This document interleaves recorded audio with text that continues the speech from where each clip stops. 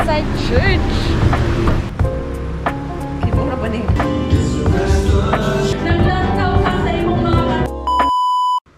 So this will be my outfit for today. Chilling. Oh my god!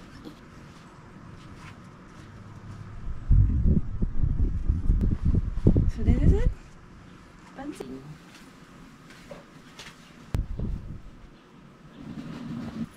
Yeah. Okay ba, Dad? Basta huga sa ilalom. You need something to fit para ma-emphasize ang bukton, nga gamay, charot. Anak na siya, guys. Diba?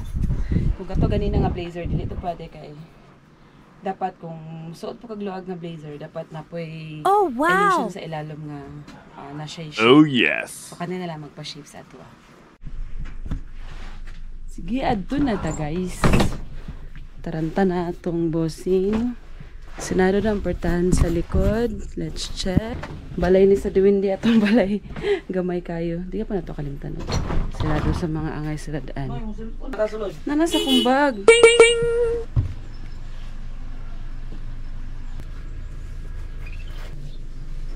Let's go, let's go. Suko na kaya itong bossing.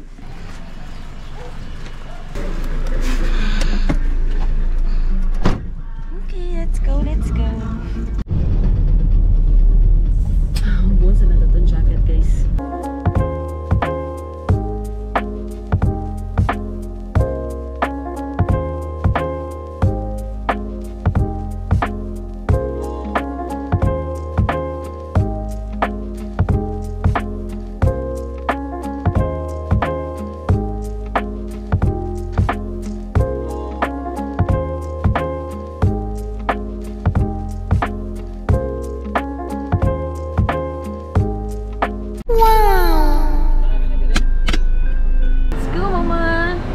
So I'm bringing someone here inside church.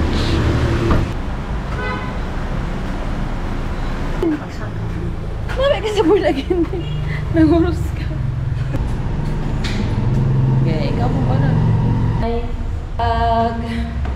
rumulagi sa casa siya ng second floor. Pachada mo po diyan sapatos. Ano ba? Grabe na pagpang... Then, nalimtan ako akong blazer nasa likod sa kong gilingkuran, diba? Palikog dala, diba? Kibura ba niya? Ito na, ma'am. Ito na, Bert.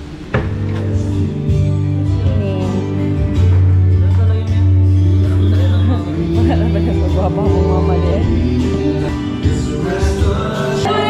We claim by faith in the name of Jesus. Naglantaw ka sa imong mga katawan. Lord, continue perfect that, Lord God. You will make things beautiful, Lord. In your hukuman, in mga nikalamo. Lord, pasalamatan. Nagataw sa ato sa live. So, sama sa agino nato, no? Please, share ang atong live. Encourage. Dili ta, sige pangaway. Hindi mo tapag bisugod karon.